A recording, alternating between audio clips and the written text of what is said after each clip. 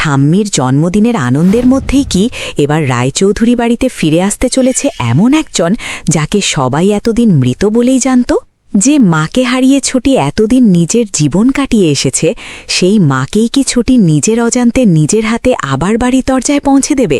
আর সবচেয়ে বড় প্রশ্ন, সামনাসামনি বিপাশাকে দেখে কি হিরণময়ী সত্যিই বুঝতে পারবে এই মহিলা আর কেউ নন তার হারিয়ে যাওয়া বিপাশা?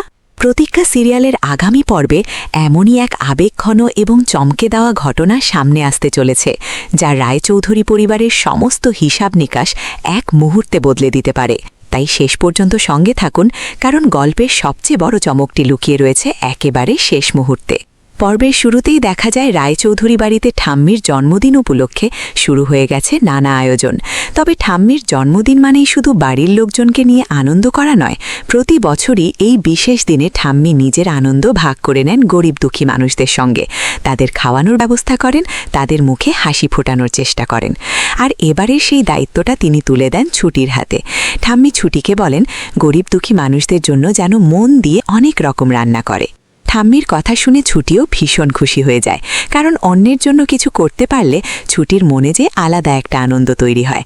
তাই কোনো রকম অনীহা না দেখিয়ে সে একেবারে নিজের হাতে মন দিয়ে রান্না শুরু করে দেয়। একের পর এক পদ রান্না করতে থাকে ছুটি। তার মনে তখন একটাই কথা, ঠাম্মির জন্মদিনে যেন কোনো মানুষের মুখ খালি না থাকে। রান্না শেষ হওয়ার পর ঠাম্মির নির্দেশ অনুযায়ী ছুটি চলে যায় মন্দিরের কাছে। সেখানে গিয়ে সে দেখতে পায় বেশ কয়েকজন গরিব ও অসহায় মানুষ বসে রয়েছে।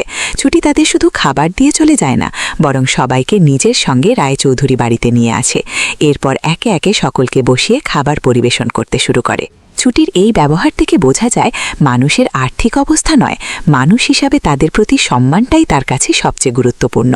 কিন্তু ঠিক এই সময়ে এমন একজন মহিলার দিকে ছুটির নজর যায় যিনি ঠিকমতো খাবার খেতে পারছিলেন না। বারবার খাবার ছড়িয়ে ফেলছিলেন তিনি। অন্য কেউ হয়তো বিরক্ত হয়ে সরে যেত, কিন্তু ছুটি তা করেনি। সে বুঝতে পারে মহিলাটি সম্ভবত অসুস্থ এবং নিজের হাতে তাকে খাবার খাইয়ে দিতে শুরু করে। ছুটির এই মানবিক আচরণই যে পরবর্তীতে তাকে এমন এক সত্যের সামনে দাঁড়াবে যা তার পুরো জীবন বদলে দিতে পারে, তা তখনও কেউ জানত না। অন্যদিকে ঠাম্মির জন্মদিন উপলক্ষে রায়চৌধুরী বাড়িতে একে একে আসতে শুরু করে আত্মীয় স্বজনরা। অনেক দিনের অভিমান, রাগ এবং দূরত্বের মাঝেও এই বিশেষ দিনে হিরণময়ীও চুমকিকে সঙ্গে নিয়ে বাড়িতে আসে। নিজের মনকে শক্ত করে হিরণময়ী সিদ্ধান্ত নেয় পুরনো সব মান অভিমান ভুলে অন্তত ঠাম্মির জন্মদিনের দিনে পরিবারের সঙ্গে থাকবে। কারণ সে জানে এই দিনটা পরিবারের জন্য খুবই গুরুত্বপূর্ণ। আর এই দিনটাতেই একসময় বিপাশা নিজের হাতে ঠাম্মির জন্য রান্না করত। আজ বিপাশা নেই, এই সত্যিটাই যেন হিরণময়ীর মনে বারবার কষ্টের ঢেউ তুলতে থাকে। বিপাশা নেই, কিন্তু তার স্মৃতি তো রয়েছে। সেই স্মৃতির টানেই যেন হিরণময়ী আরও আবেগপ্রবণ হয়ে পড়ে। রায়চৌধুরী বাড়িতে আসার পথেও হিরণময়ীর মনে বারবার নিজের মেয়ে পরীর কথা ঘুরতে থাকে। ছোটবেলায় পরী পরিবারের প্রত্যেকের জন্মদিন সবার আগে মনে রাখত। কে কখন জন্মেছে, কার জন্মদিনে কি করতে হবে, এসব নিয়ে তার কত উৎসাহ ছিল। কিন্তু বড় হয়ে কি সেই পরীই সবকিছু ভুলে গেল? মায়ের মনে এমন নানা প্রশ্ন ঘুরপাক খেতে থাকে। অতীতের স্মৃতি আর বর্তমানের অভিমান মিলিয়ে হিরণময়ীর মনটা তখন ভারী হয়ে থাকে। শেষ পর্যন্ত সে চুমকিকে নিয়ে রায়চৌধুরী বাড়িতে পৌঁছে যায়। বাড়িতে ঢুকেই হিরণময়ী ঠাম্মির সামনে যায়, নিজের ভুলের জন্য ক্ষমা চায়। এতদিনের মান অভিমান ভুলে সে নিজের অনুতাপের কথা প্রকাশ করে। অভিও ঠাম্মির কাছে ক্ষমা চায়। ঠাম্মি অবশ্য পুরনো কথা মনে রেখে সম্পর্ক নষ্ট করতে চান না। তিনি হিরণময়ীকে ক্ষমা করে কাছে টেনে নেন। দীর্ঘদিনের দূরত্বের পর এই দৃশ্যটা যেন পরিবারের মধ্যে আবার একটা আবেগঘন পরিবেশ তৈরি করে। সবাই যখন ঠাম্মির জন্মদিনের আনন্দে ব্যস্ত, তখনই অন্যদিকে এমন এক ঘটনা ঘটতে চলেছে যার জন্য কেউই প্রস্তুত ছিল না। এদিকে ছুটির আয়োজনে যে গরিব দুঃখী মানুষগুলো খেতে এসেছিল, তারা খাওয়া শেষ করে বসেছিল। সেই সময়েই ঘটে যায় একটি ছোট্ট ঘটনা, যা মুহূর্তের মধ্যে বড় ঝামেলার কারণ হয়ে দাঁড়ায়। সেই অসুস্থ মহিলাটি ক্ষীরের বাটি থেকে খেতে খেতে অসাবধানতাবশত কিছুটা ক্ষীর চুমকির গায়ে ফেলে দেয়। চুমকি সঙ্গে সঙ্গে রেগে যায়। এতটাই রেগে যায় যে সে মহিলাটিকে ধাক্কা দিয়ে সরিয়ে দিতে যায়। কিন্তু ঠিক সেই মুহূর্তে ছুটি দৌড়ে এসে মহিলাটিকে ধরে ফেলে। ছুটি প্রথমেই জানতে চায় তার কোথাও লেগেছে কিনা। মহিলা কোনো কথা বলতে না পেরে শুধু মাথা নাড়তে থাকে। এই দৃশ্য দেখে ছুটি আর নিজেকে সামলাতে পারে না। সে চুমকিকে প্রশ্ন করে, এমন আচরণ করার কোনো মানে হয়? চুমকি তো দেখতেই পাচ্ছে যে মহিলাটি অসুস্থ, তাহলে তাকে এভাবে ধাক্কা দেওয়া হলো কেন? কিন্তু চুমকি নিজের ভুল স্বীকার না করে উল্টো বলে, ওই মহিলা তার গায়ে ক্ষীর ফেলেছে বলেই সে ধাক্কা দিয়েছে। শুধু তাই নয়, রাগের মাথায় সে এমন অপমানজনক কথাও বলে বসে, যা শুনে ছুটির রাগ আরও বেড়ে যায়। অসহায় একজন মানুষকে এভাবে অপমান করা ছুটি কিছুতেই মেনে নিতে পারে না। আর তখনই ঘটে যায় বিস্ফোরক মুহূর্ত।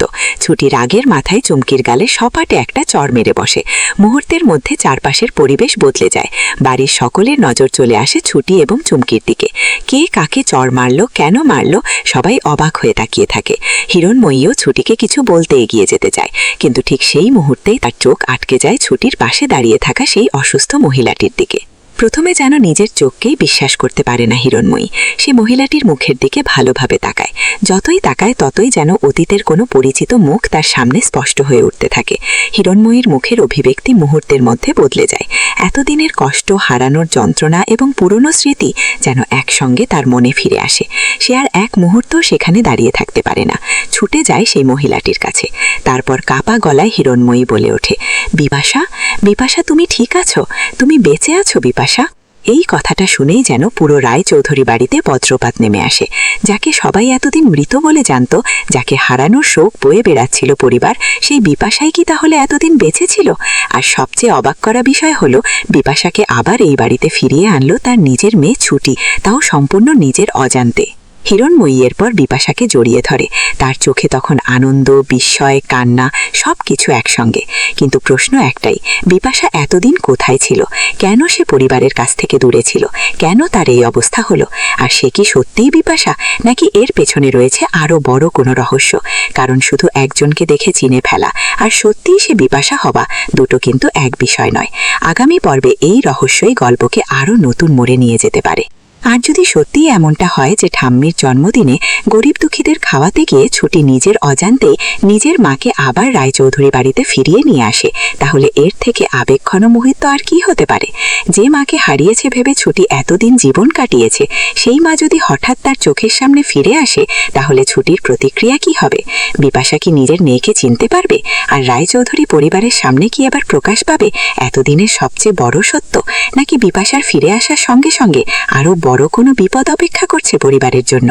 এই প্রশ্নগুলোর উত্তর জানতে হলে অবশ্যই চোখ রাখতে হবে প্রতিজ্ঞা সিরিয়ালের আগামী পর্বে। বন্ধুরা, সত্যিই যদি ছুটি নিজের অজান্তে নিজের মাকেই আবার রায়চৌধুরী বাড়িতে ফিরিয়ে আনে এবং হিরণময়ী প্রথম দেখাতেই বিপাশাকে চিনে ফেলে, তাহলে এই দৃশ্য আপনাদের কেমন লাগবে? আপনাদের কি মনে হয় এই মহিলাই কি সত্যিই বিপাশা, নাকি এর পেছনে লুকিয়ে আছে আরও বড় কোনো রহস্য? অবশ্যই কমেন্ট করে আপনাদের মতামত জানিয়ে দিন। আর এমনই প্রতিজ্ঞা সিরিয়ালের নতুন নতুন আপডেট ও আগামী পর্বের গল্প সবার আগে পেতে চাইলে চ্যানেলটি সাবস্ক্রাইব করে পাশে থাকা বেল আইকনটি প্রেস করতে একদমই ভুলবেন না।